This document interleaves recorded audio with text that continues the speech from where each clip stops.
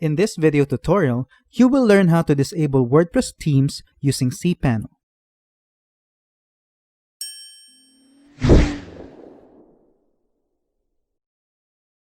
There's a range of issues that would require you to disable the WordPress theme using cPanel or FTP. Generally, if you are taking this step, it means you cannot access your admin dashboard and suspect that your currently active theme is responsible.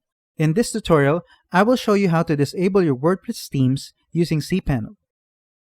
After you have logged into your cPanel account, click on the File Manager.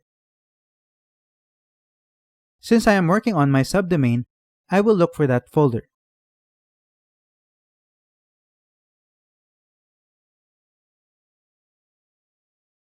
If you're working on your main domain, then open this folder called Public HTML.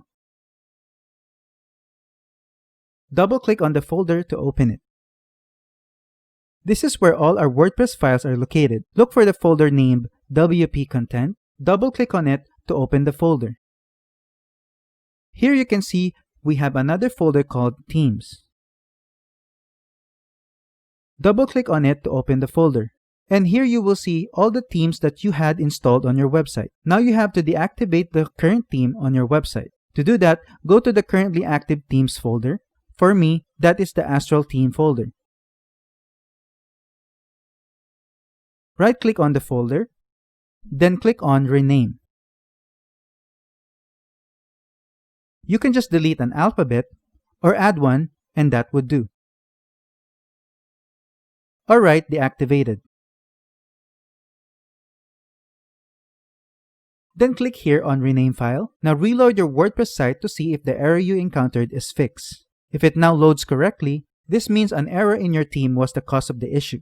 Now that you have an access to the dashboard, you can install a fresh copy of your theme or install a new theme entirely. Please note, using these steps to disable the WordPress theme using cPanel or FTP, the front end of your site will stop displaying. You can only access the admin panel. To fix this, you would need to reinstall your theme or install a new theme. This is how you can disable your WordPress theme using cPanel. That's it for today's video. If you have any questions or comments, please leave them in the comments section below. And if you like this video, please click on the like button. If you're new to our channel, hit the subscribe button and the bell icon so you don't miss any of our future videos. Thank you for watching and see you on the next one.